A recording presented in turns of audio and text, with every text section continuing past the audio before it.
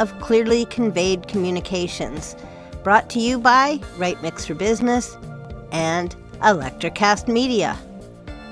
Thank you.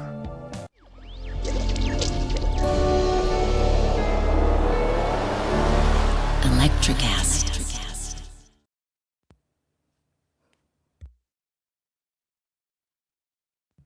Hello, and welcome. I'm Sue Ann with Right Mix for Business. My co-host is Jamie with Clearly Conveyed Communications. And we are so happy you are here today for our live discussion to talk about landing pages. How are you doing today, Jane?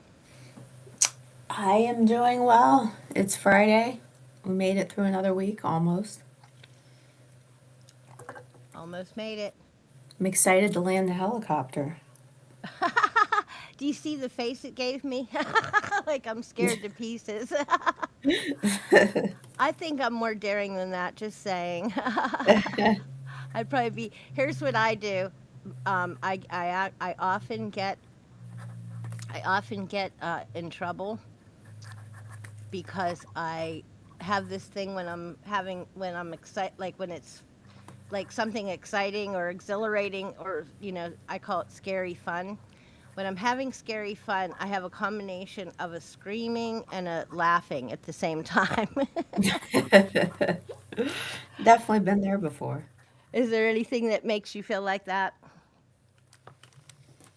Oh yeah, I've had those experiences in the past. Have you ever done anything wild like skydiving or something? Yeah, I wasn't scared during that. I really enjoyed it. I thought it was peaceful. You did it? Yeah, I've been skydiving. Heights don't bother me. Um, it was just so peaceful. You're going so fast, everything slows down. Oh my So, yeah, I gosh. wasn't, that's not a situation. I was just exhilarated. I wasn't terrified then, but you can definitely have those emotions at the same time. Oh my gosh. I'm not afraid of heights or flying or anything, but I just feel like, why would I jump out of that perfectly good plane? Just saying. Oh Yeah, my I'd gosh. love to go again. I I run. actually want to go paradiving as well. I mentioned that to Neil. Um, Is paradiving like off cliffs? yes, and then you have these big parachutes. Um, it looks fun to me. I love parasailing. Does that count? Sure, I've why not? gone parasailing. Parasailing's over the ocean. Or over, Oh, yeah, yeah. usually over the ocean or at the beach. I've done it a couple times and I love it. It's so weird. Here's my thing. When I'm up there, I feel like I'm having, I call them Woody Allen thoughts, because like how he does a narrative in a thing, like where he's like talking to himself. So I'm like thinking to myself, boy, I'm far up here. What if anything goes wrong? And then I'm like, who am I going to ask? I'm up here by myself. Who am I going to ask if I have an issue? And then I'm like, oh my gosh. And then what's funny too is, as I was getting the one time I was coming down the landing and I was coming right straight for the square platform that they land you on, which is like they take you up off the middle of the ocean, but they land you on this square, like wooden like literally a platform that's floating in the middle of the water. And so I'm going to land on this platform, and all of a sudden I'm like heading right into it. All of a sudden, whoosh!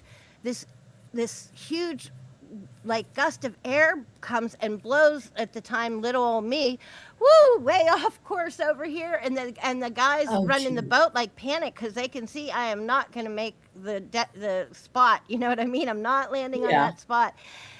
So they hurried up and like hit the throttle, and we took off, and they came back around, and we did it again. I land perfect, gentle on my feet. How do you land when you parachute? Do you land on a said square or an X, or do you just like have a region? Tell me. You need to, you just find a clearing. It's not a, you can't be that precise, but you want to try to come in, slow down enough where you can come in and tap your heels and then fold your legs underneath you So you're It's supposed to land on your ass?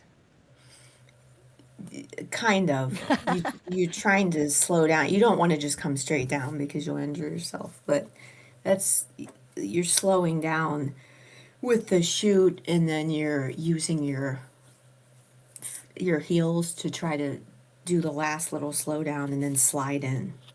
Oh my gosh. I'm still in awe.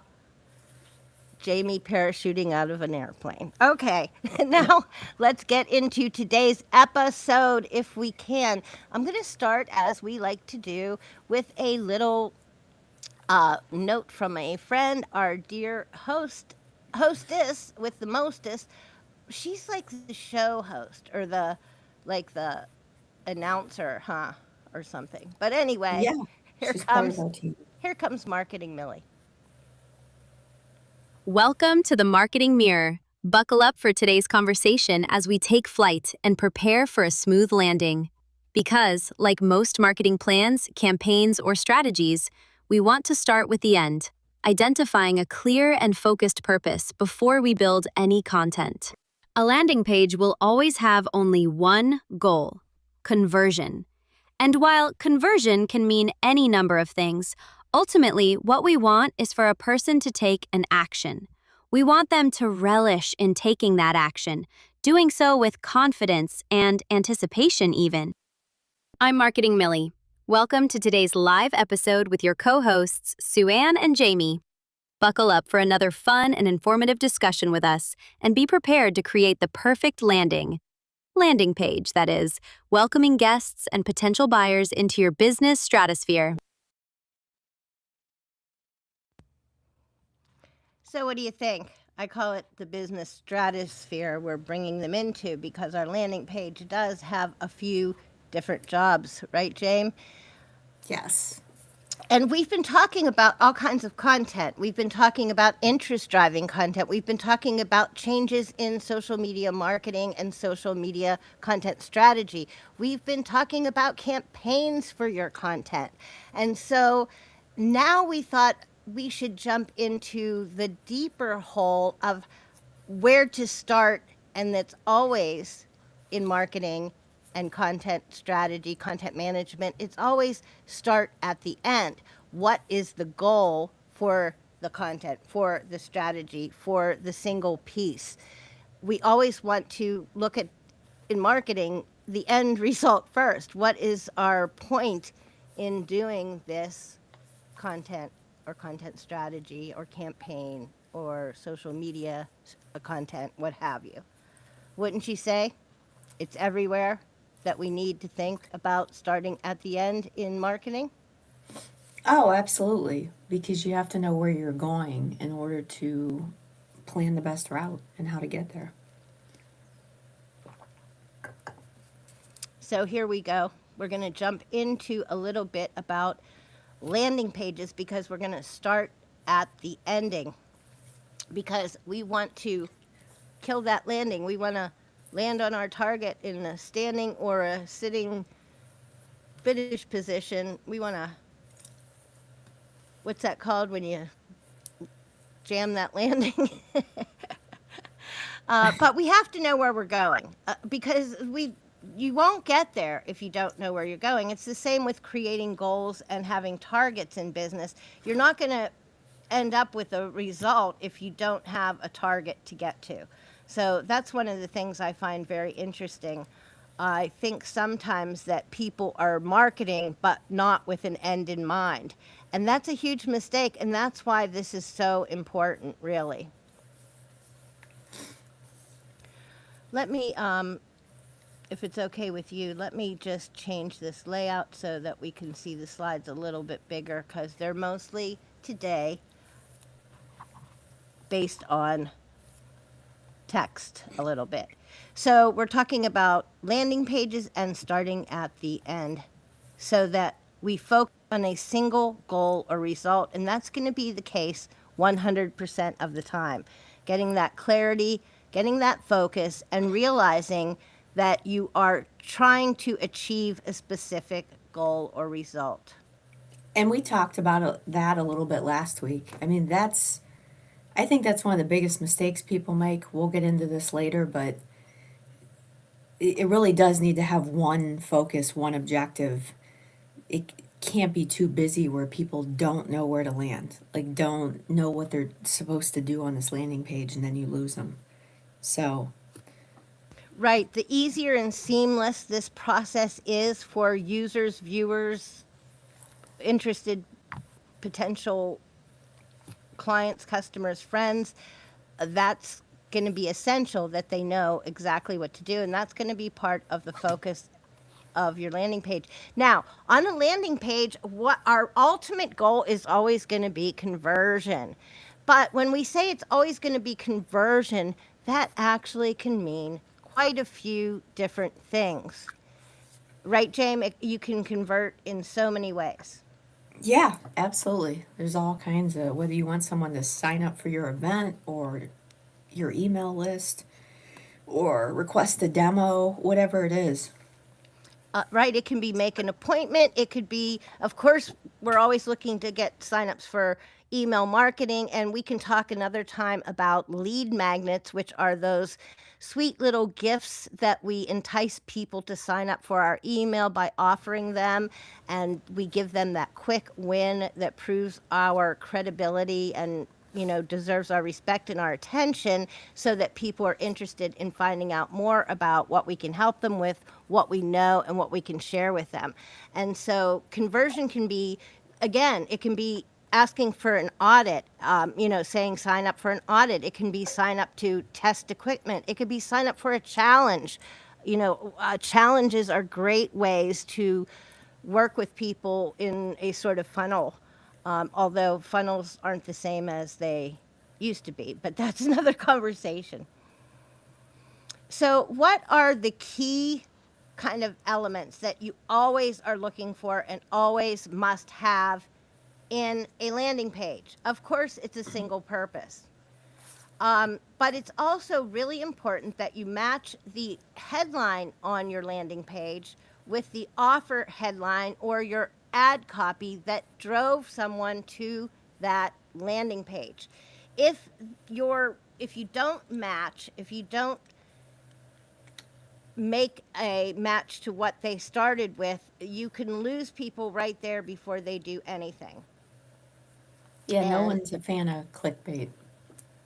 right. And you know what? People forget. I think sometimes in marketing you forget. You're so excited about your, persuasive headline, your, sign up for this headline that you forget to match it back to the promise or the offer or the headline that brought them there. So you might want to make sure that they understand there's a match. It can be through color, through headline, through intent. Like the whole thing should be aligned, I guess is a good word.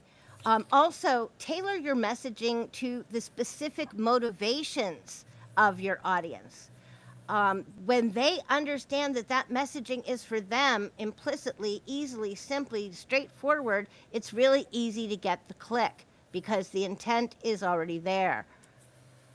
And that's an area where I feel like a lot of people don't focus. I know everyone is heavily interested in their visuals today, but I think sometimes the messaging gets left behind, and it's just as important.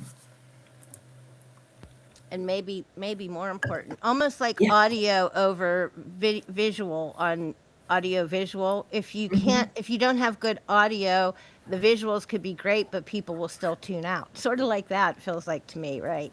If you don't have Yes. the messaging, but you have some fancy, nice graphics. Now, that's not to say that sometimes graphics or visuals can sell on their own with no copy. So there's also that caveat. But make sure you provide a clear and focused CTA. And what that means when it comes to a landing page often is that there is no other buttons available. No other CTAs pulling people in different directions other than that single, clear, and focused intent for that particular page, that particular offer, that particular invite to bring people in. So allow for only a single action. And again, that could even mean taking away footers, headers, menus. It could be, clearing that page, and often that's the best way to do it. So keep that in mind. This isn't just adding a page. This is a landing page, a separate whole design. How do you increase conversion rates of your landing page, though? Again, we're going to look at some of the things that we just talked about, but making it a little more clear here because we want to look to convert. We're asking people for an email address. We're asking them to make an appointment. We're asking them to join a challenge. We're asking them to do something with us. So we want to focus on optimizing those headlines so that they clearly convey that offer and benefits, not features, right, Jamie, but benefits. Yes, and What's if you don't have a good headline, you're going to lose everybody right there.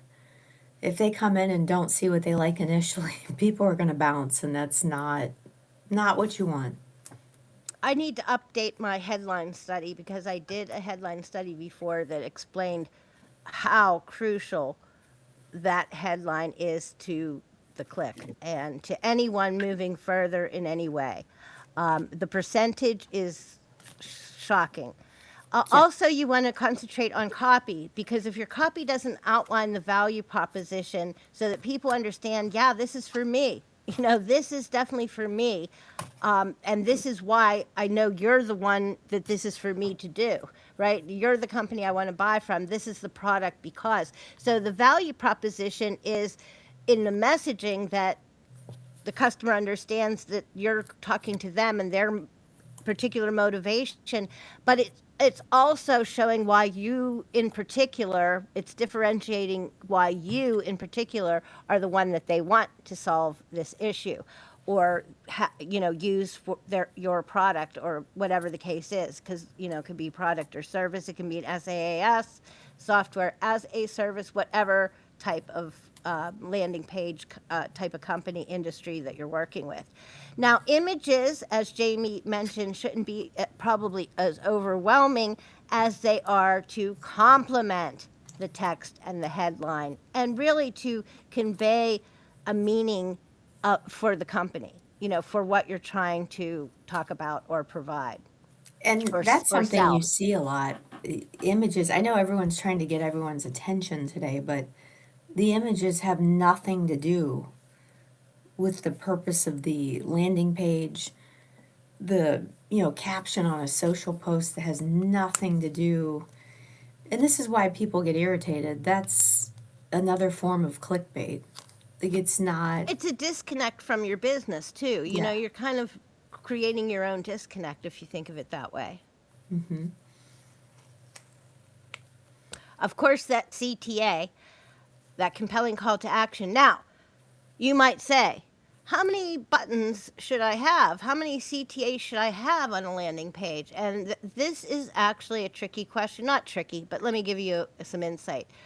I believe that in some cases, now, it's one intent, one thing to do, one click, one button. That's all we want. We don't want menu. We don't want even, like I said, in many cases, your baseline, anything.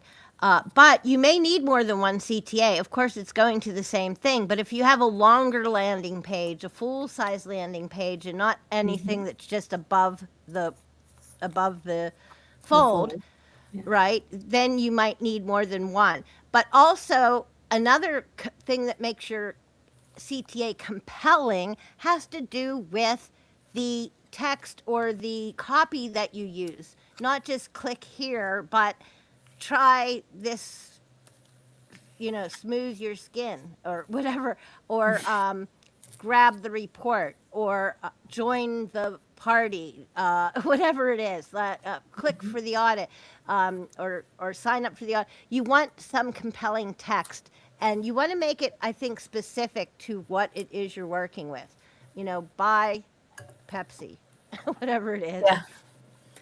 Yeah, You you want it could to be always pretty have specific. secondary CTAs, especially like you said, if you do have a full landing page. Maybe they're not ready to buy right now, but they will scroll down a little bit further and join your email list or follow your blog updates or whatever you're looking for, connect with you on social. I So feel like that's not the job of a landing page.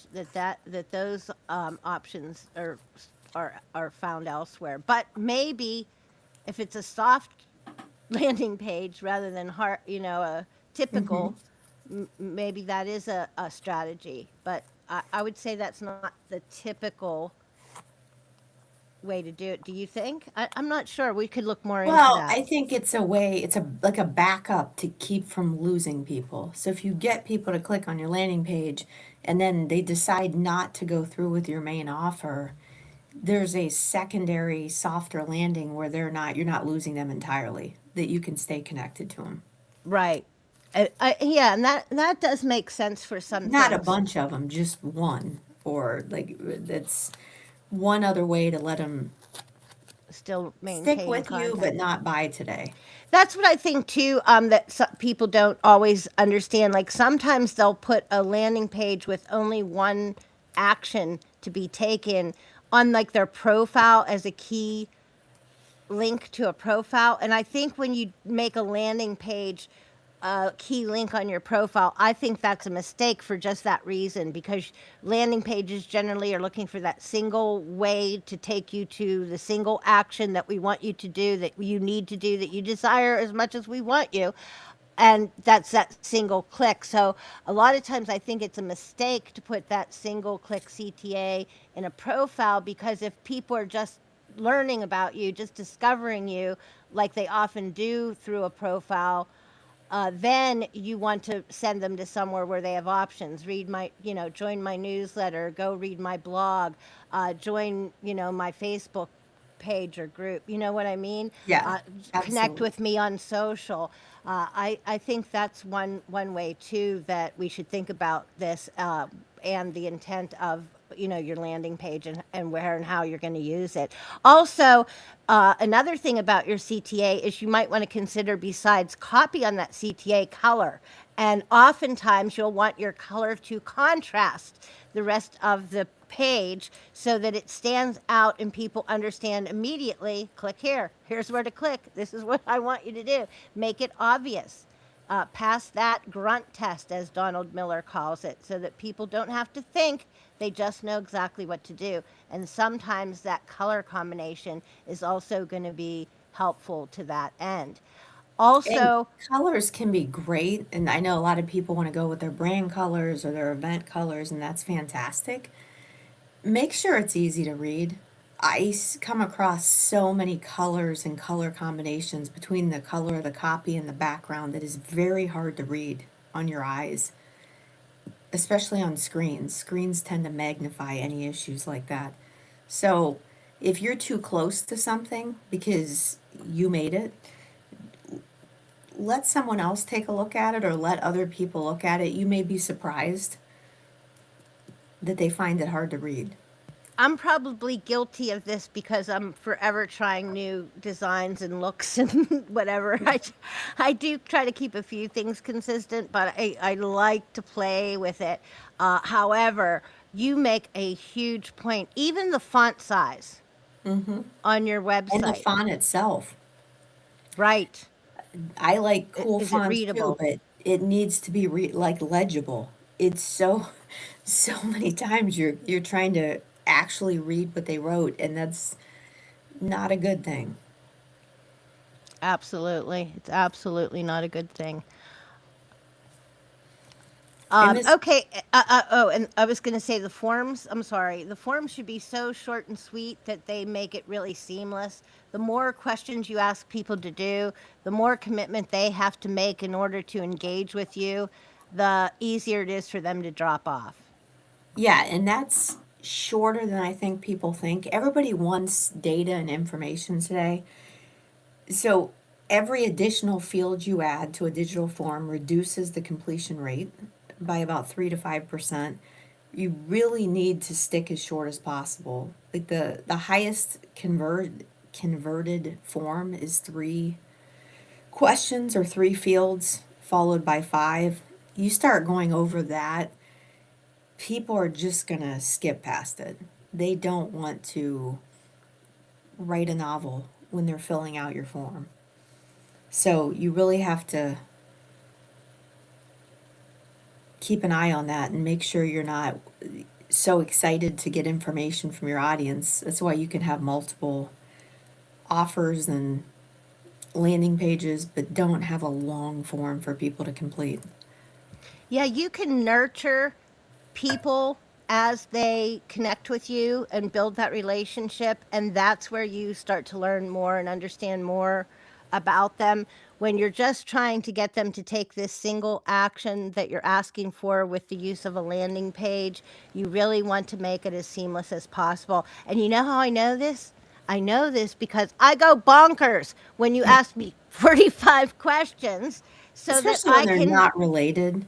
They're clearly not related to what the offer is, or like they don't need this information for you to Right. I fill out want this to form. interact with you, and you're not letting me because you're Hmm. making me go through a rigmarole.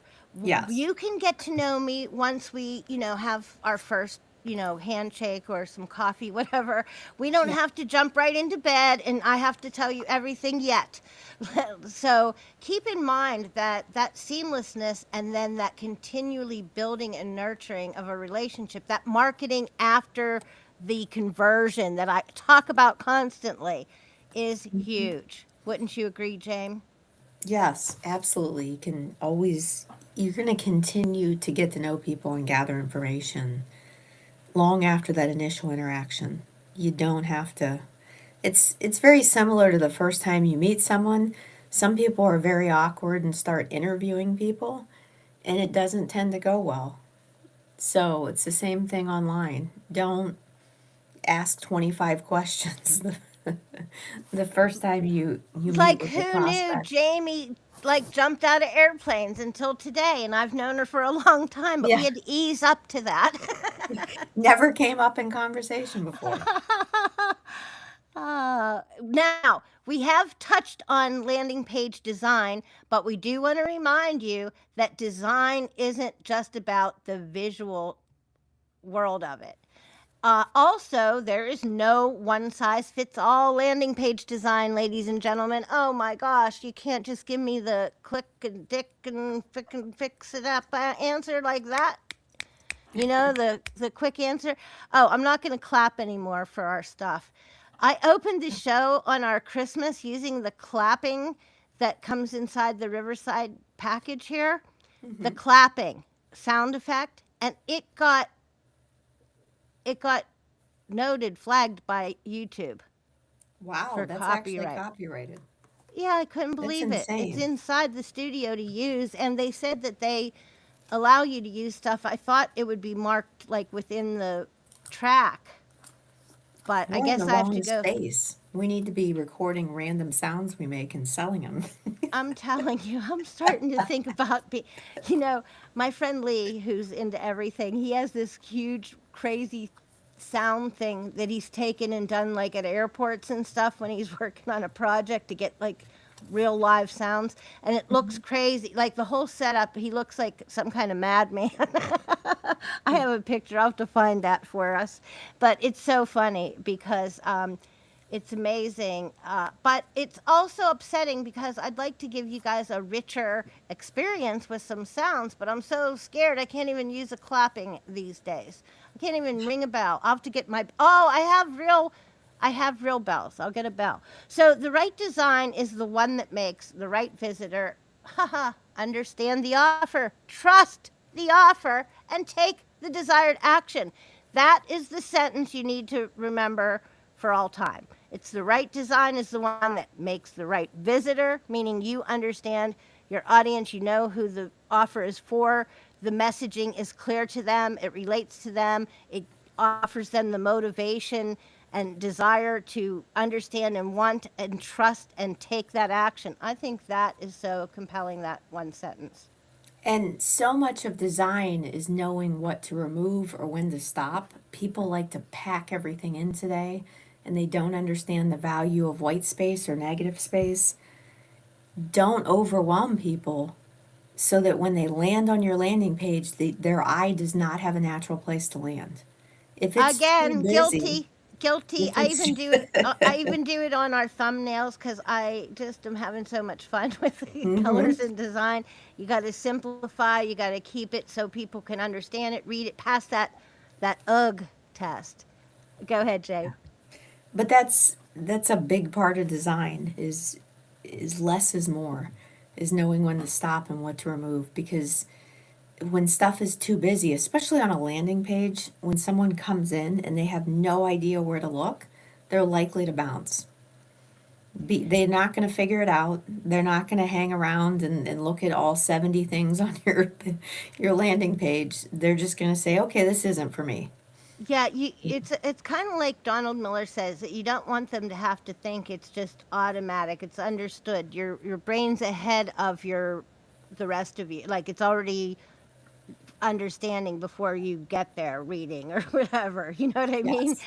And there's a simple understanding. We've talked a little bit already about simplifying and having simple or no or little or minimal navigation. We've talked about different ways you can make a compelling CTA, whether it be the use of your copy and making it a strong call, or whether it be color that stands out so people know that that's the button, that's the place. But we haven't talked too much about trust signals.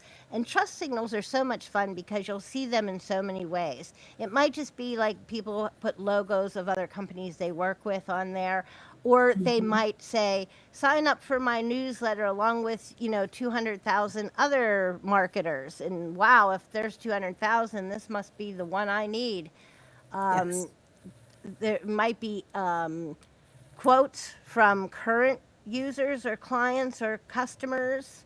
What are some other trust signals, Jamer? That I hit some good ones already. A single amazing testimonial, like a legitimate, you could just have right on the landing page. I've seen You, that you know, before. It's very effective. if they're more specific than just like, don't get like somebody that's their testimonial is like great stuff or we Yeah, love you. there's a difference. I was just having this conversation with a client. There's a difference between a sound bite and a testimonial. It doesn't have to be super long, but a testimonial goes into more detail than this is great. That's not, Yeah, the they specific. talk about Same with specifics. your Yes. copy. If you say, okay, we help you with accounting instead of we save you 70%, in profit because we build in whatever into your accounting. Something more specific or something even that has that figure in it because people love figures, and that's part of my headline study that I had done before, how compelling when you show figures, because people trust figures, they trust Yes. research, they trust percentage. That means you're telling them something mathematical, so that's probably true. Absolutely. And you just want to keep, and the other thing is test them and continue to test them. You'd be surprised the difference that one small thing makes. Maybe you change the color of your call to action button, or you move your call to action to a space where it just flows better. And people are surprised at how much a single change like that can increase their conversion rate or the time people spend on the page or a number of other metrics that you're looking at. It's one small change can cause a ripple effect. One warning with your testing: don't test several things at once. So Yes. test just, I'm going to change the color of the CTA button, or I'm going to I'm going to test headline A versus headline B. Oh, uh, absolutely. So that you know what you're testing. Because if you yeah, change a bunch of things, you have no idea what you're actually testing. right. So that's just a little reminder. Most people probably know that, but I just want to throw that out I there. think Oh, people forget it though. You're always trying to improve things, and marketers dream about optimizing things and increasing their conversion rates and everything else. So sometimes we get a little greedy and make 10 changes at once. yeah, sometimes we're optimizing a little too quickly as well. I think you have to sometimes give things a chance to, give them a little bit of a test period or a little bit of a running space Yes. before we hurry up and call it. That's another thing that happens. People quit too early or don't carry out the full campaign, or don't strengthen the campaign with depth, like doing it on various formats or channels and continuing that to drive that single message. They hurry up and want to jump to something new. And that takes me to my favorite, Ann Handley, who always says slow down to speed up in marketing. And I Yes. love that concept. I think, is that what her new book is about? A slowdown in marketing? I think it might be. I only heard a little bit about it, but I thought that was so interesting because I say that all the time for years coming from her. And also, I Mhm. believe in my marketing or working with clients, you do better when you take a minute to think about. You don't just throw stuff together, really. You really need to give it a little bit of thought. I think that you can see the more thoughtful plans as they unfold. Mhm. Absolutely.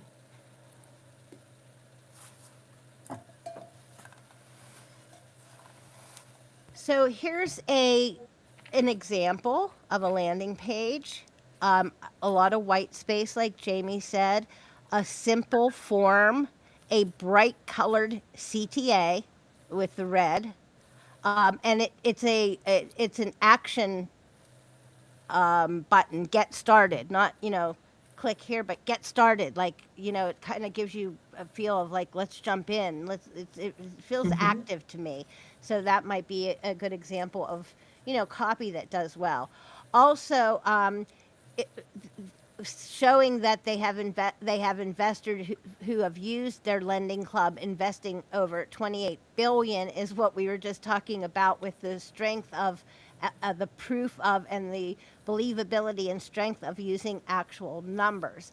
And they continue that when they talk to you more directly about investing through them and what it could mean to you in terms of deliverables, ROI in terms of numbers. And they only give you three things, so it's Yes. not overwhelming, right, with copy Mhm. or anything. Short form. And they do have that secondary. I do like how they have their secondary CTA. It's not distracting, but if you're not quite ready to go with the main offer yet, you can still, that probably clicks over to their website so that they don't lose people entirely. It's a little safety net. Let's see what else about it. It Um, is it initial when you first look at it, it's kind of monotone, but I think that works for them because they're talking about investing in finance. You don't want any loud and crazy colors. They use blues and grays, which are calming, soothing colors that people find to be friendly and don't alarm trustworthy. you. Yes, And blue is always business colors. yes. Um, and but it does. It uses the bold formatting to kind of give you the value proposition that it highlights in the headline. Also, I like the contrast on the form. The form Mhm. is, gives high contrast, so that makes them attention grabbing. Um, Well, and I like that they don't have the person in the image. He looks businesslike, but he's not in a three-piece suit. I think that's more relevant today. He's not walking through a trading. Makes him more relatable. Relatable, yes. He doesn't look like somebody walking through a building in Wall Street. The investing through the lending club section there does show the main benefits of partnering with them. And it doesn't give you, again, overwhelming copy. And again, the specific percentages serve as social proof as well, right? It's not just Mhm. saying, here's how we can help you, but here's, the average results. So it gives you an expectation, so it kind of gives you social proof. The company logos that it puts on there are social proof. Are we seeing them? I don't know if I'm seeing Mm, them. I might have cut no. those off. Oh, yeah. Well, hey, that's all right. But So, it is, I like the flow of it, and it does make you feel very secure, like calm and secure. And these are people I would actually want to and be financially involved with. here's a suggestion for a A/B test: shifting the direction of the man's eyes in the photo, maybe looking at the lead capture, instead of looking Oh, down, that's a good which idea. might subconsciously encourage more visitors to, go to it or complete it. And of course, you could change the color of the CTA button to see if, yellow or green or, something does I better. just, I am a little biased because obviously blue and green are in my brand colors, but they do work well together. And green, obviously, there's an association with money. I think the red in finance, that's a bad thing to be in the red. So they might Yeah. want to look at, they might want to change that CTA button to Yeah, some and then sort of and they green. could even get a little more compelling with the copy, like start investing now because you get excited. Oh, I can get into this game right away, or earn returns, Ooh, something there you like that. go. Um, Start and earning. Yeah. I think the fine print could be a little like maybe bump up the size and or Yeah, even it is trim it small. more, Granted, we condense. are looking at a small picture of it, but yeah, I thought the same thing. I mean, I know it's fine print and you need that for financial things, but it would, I'm sure they didn't want to compete with the main numbers, but I think you could bump that up a little bit so it's legible to more people. Absolutely. Absolutely. So let us know what you guys think about everything that we're showing you today, and let us know if you have any questions. I'm going to put in the description later on YouTube and when we talk about it in the future, but I'll give you some links to some websites that, or some articles that will show you multiple examples that you can study and look at and put in that swipe file if you like, for how to do, or different ideas for effective landing pages.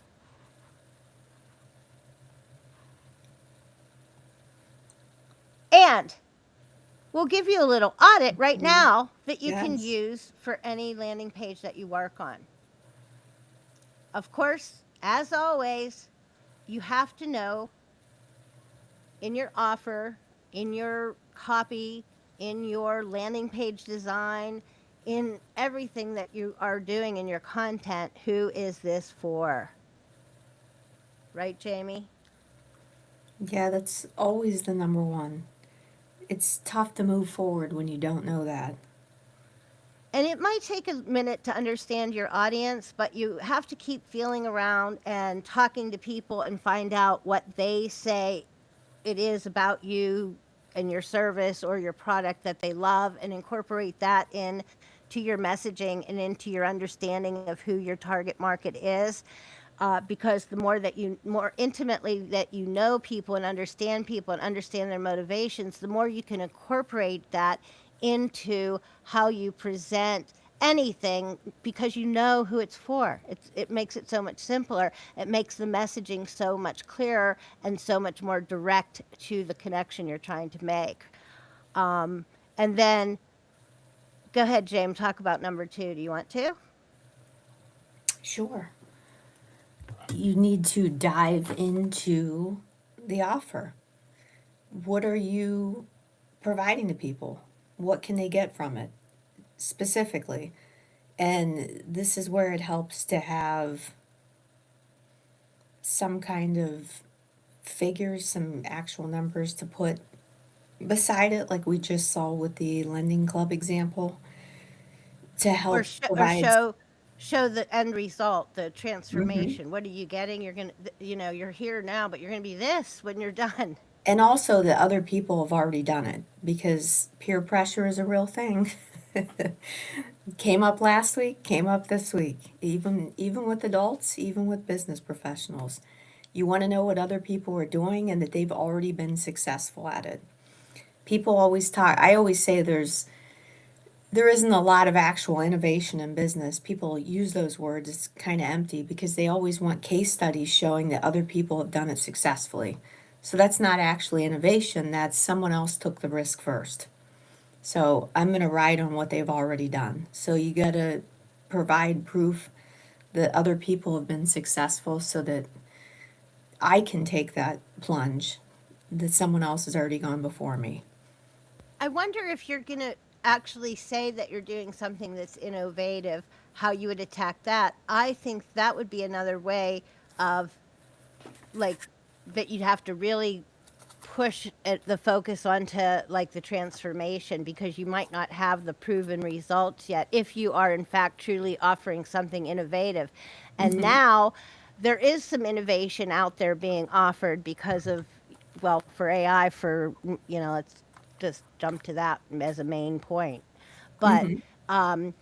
it's interesting because I find that people innovate when they need to figure out something. You invent out of necessity, I guess. So innovation is addressing something, right? Someone's needs. So Yeah, it's interesting that there's that juxtaposition of, if you are bringing an innovative thing, how do you showcase show that? How do proof. you let people know, what am I getting then? Because you don't Right. have those people that are in it. Think about that too as another way option, or depending on what you're peddling. Hmm. Yeah, absolutely. So we've kind of been Different. talking about trust, which is so important. You pretty much need to blend it right into the what. And why should I care? We know that's differentiation, right? Why you and not someone else? Did we skip that? I wanted to make sure I threw that at you. Yeah, and Trust. How that else do you build ties trust? Tell us. I know there's other ways that that happens, but you have to do it quick in a landing page. well, and a lot of these tie into previous ones. The why ties into the who. Like, are you targeting the right audience? Then they will see why they should care. The trust ties back into the what. What are they getting? You can build social proof right into that, that's actually going to matter to the audience if you're targeting the right audience. So a lot of these work together, and that Yeah, and flows. you just hit the nail on the head too with trust. People will believe you when there's that social proof that other people have been successful with what you do, or when other people say really cool things about you.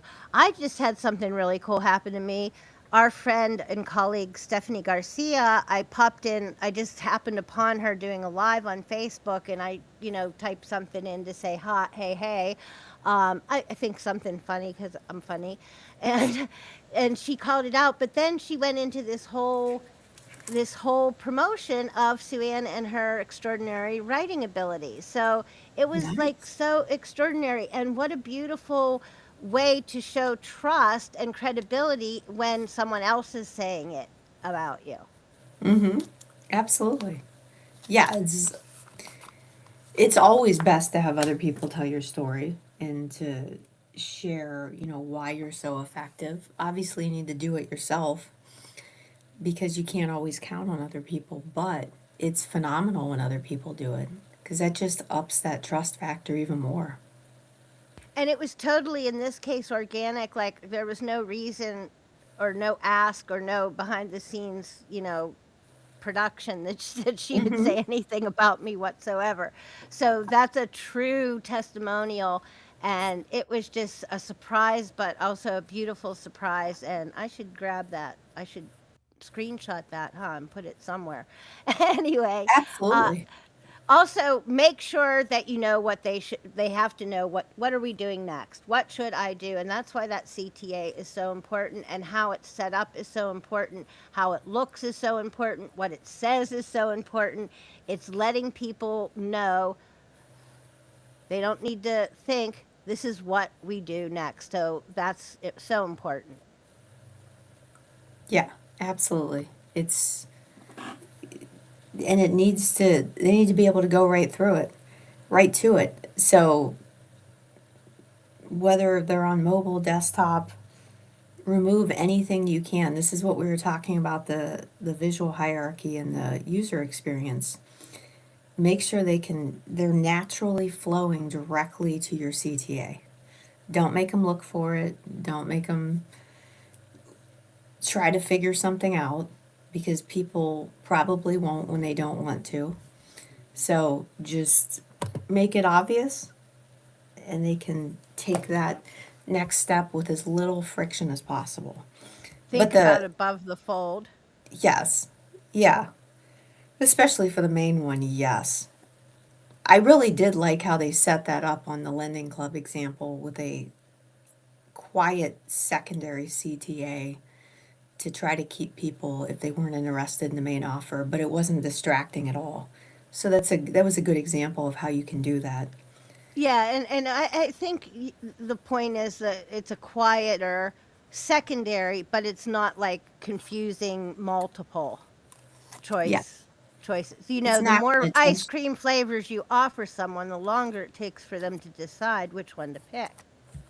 Yeah, yeah, it's not going to take attention away from the main attraction. But I am continually shocked in 2026 how how bad things show up on mobile. I mean, I think I use my laptop probably more than most. Some people use phones nearly all the time.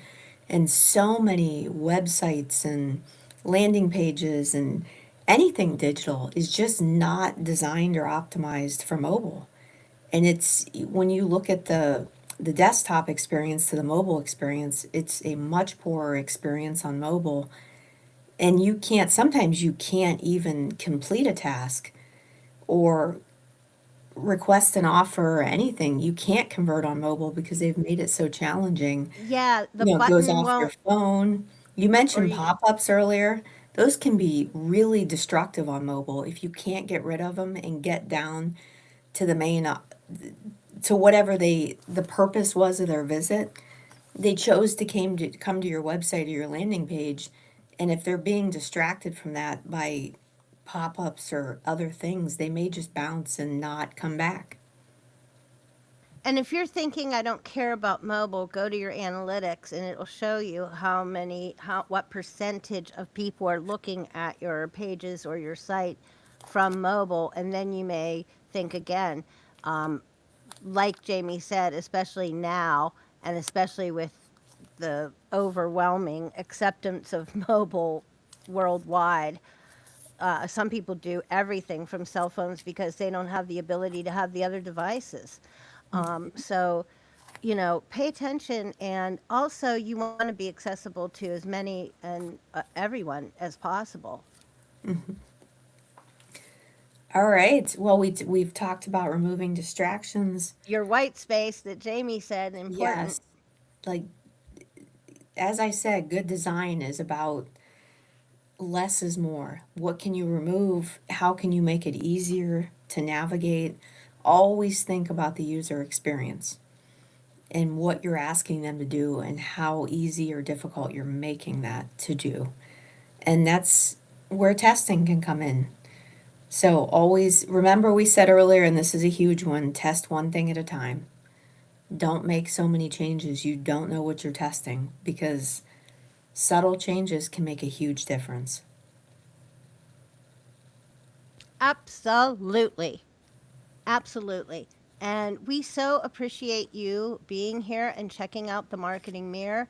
We think that landing pages are an important part of your marketing in the digital space. In particular, really, they are the hub that where your offer is going to take you, where everything's going to land, that you're pushing content to that particular goal, that particular result. It's going to end up here.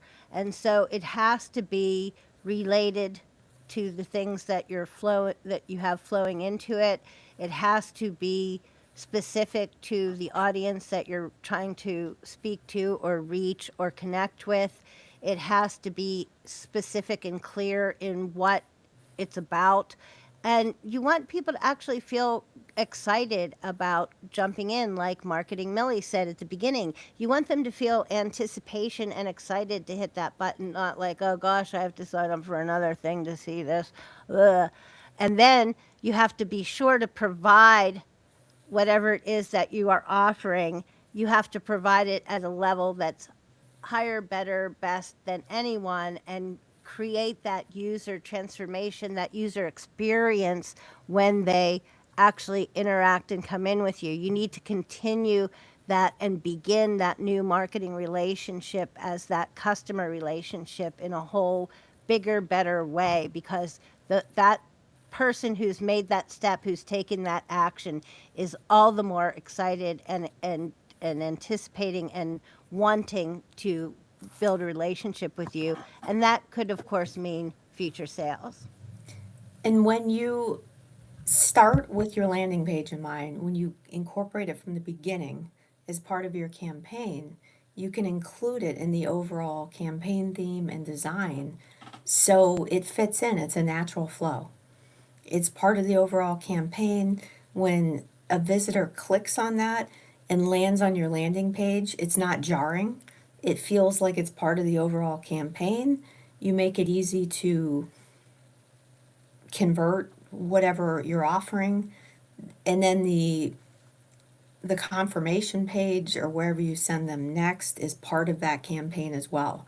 So make it a cohesive experience so that people feel like, and we talked briefly about email marketing last show and in episodes past, maybe they receive a welcome email just confirming that they have joined your email list, requested to a demo, whatever it is that you were offering. Just make it a cohesive experience and make sure it's all a similar visual approach. It's within the same campaign, and it's not, oh, am I on the right page? Because this has nothing to do with the marketing I just looked at. So make everything as cohesive as possible, and you can do that whenever you think about these things from the beginning and plan them all together. Yeah, there's nothing worse than breaking that chain. You've reached out that olive branch and then you suddenly drop it on the floor, instead of making it cohesive and connective. And so, again, we really appreciate you checking out the Marketing Mirror.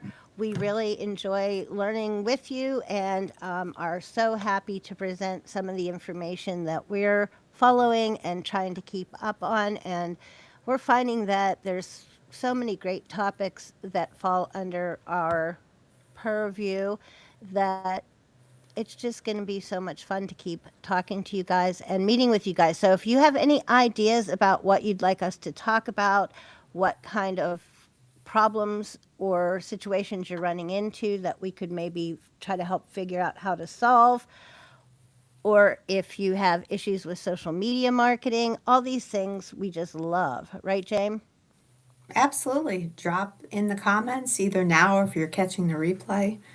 And we'd love to hear from you and where you want us to go next. But we're having fun doing what we're doing. So thank you for checking out the Marketing Mirror. Thank you for checking out the Marketing Mirror with your host, Sue Ann from Right Mix for Business and your co-host, Jamie Shine of Clearly Conveyed Communications. Brought to you by Right Mix for Business and Electrocast Media. Thank you.